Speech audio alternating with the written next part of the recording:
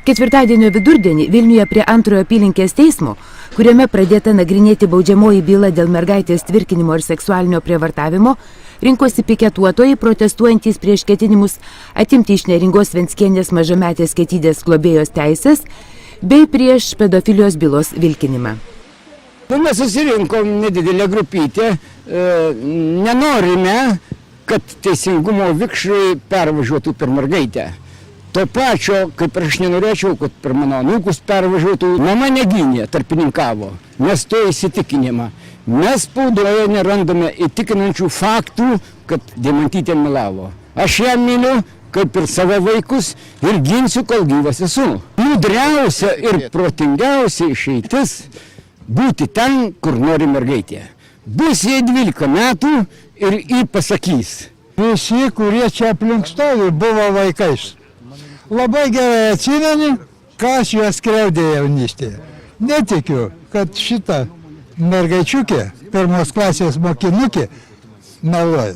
Nesuprantu, kaip tai gali nežiūrėti vaiko teisių. Jeigu vaikas pasakė, kad nori gyventi pas globėją, tai kodėl jos norų nepildyti? Aš tai nesuprantu. Turėtų, kaip parodė tie anonsai televizijoje, tas reportažas buvo iš Garliavos. Ir dabar aš tai nesuprantu, kaip tai šitaip mūsų antstolė gali šitaip dirbti dar ir būti neatleidžiama už tokį savo, kaip pasakyti, neteisėtą veiksmą. Kaip tai gali būti? Nesuprantu. Ir čia nereikia nieko ten daryti, nes vaikas turi. Vaikas jau 8 metų turi teisę pareikšti savo nuomonę, su kuo jis gyvena. Ir ten nereikia, čia ne kėdė, ne stalas, kad jį imti, sverti. Vaikas turi nueiti pas ką nueis, pas tą gyvena. Vaikas turi pasirinkimą turėti. Negalima šitaip. Valstybė be teisingumo tai plėšikų gauja. Tai norėtųsi, kad valstybėje kažkiek tai tas teisingumas grįžtų. Šitai šeimai prie esamo teisingumo aš nematau jokios perspektyvos. Šitos perspektyvos kol kas viskas yra labai miglota ir labai tamsus debesys gaubia. Ir kol kas aš vilties jokios nematau šiai šeimai. Suprantat, jie dabar per šitą bylą nori įrodyti mums visiems pačiu greičiausiu būdu, kad galima valdyti tą Lietuvą klanas. Kas tai yra? Pinigai, savų dangstymas, kas? Matyt, norėjimas įsigalėti valdžioje. O dėl ko ta byla iki galo neišėjo? Dėl to, kad kažkas tai labai nori įsigalėti. Jeigu valstybė užvaldo klanas, kliką, huntą, tai yra baisiau negu diktatūra. Kokią išeitį jūs matot šitoj konkrečioje situacijoje? Vaiką gelbėti. Jį pervažiuos šiuolaikinė mūsų Lietuvos teisėsauga. Ir jau tas vaikas bus paaukotas. Jam galbūt mes paminklus pastatysim. Man taip atrodo, kad nėra visuomenė šito. Čia turėtų būti minios žmonių. Paprasti vaikai, jie mato, kas čia vyksta, tu Lietuvoje. Kadangi aš pats irgi dirbu su vaikais ir matau, kad reiškia iš tikrųjų jie atsirado baimė pas vaikus.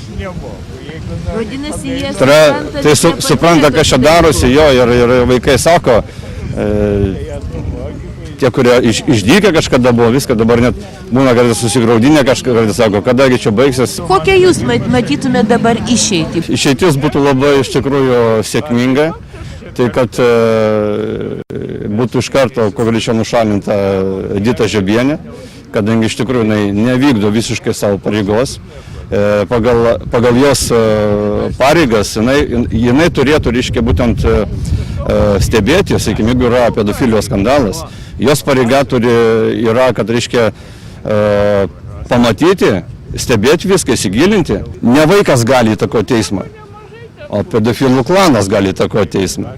Ir pedofilų klanas, jeigu jisai yra, jisai visą laiką turi savo žmonės. Teismuose, vyriausybėje, vaikų teisių organizacijos, nes jiems reikia vaikų, reikia stengtis prisidengti, kad tai viskas legaliai ir panašiai. Čia vadinasi pedofilų klanas. O kokia išeitis geriausia dabar vaikui būtų? Palikti ten, kurie yra saugiausi, kur jinai pati nori būti, ir skubos tvarka tirti pedofilijos bylą. Skubos tvarka.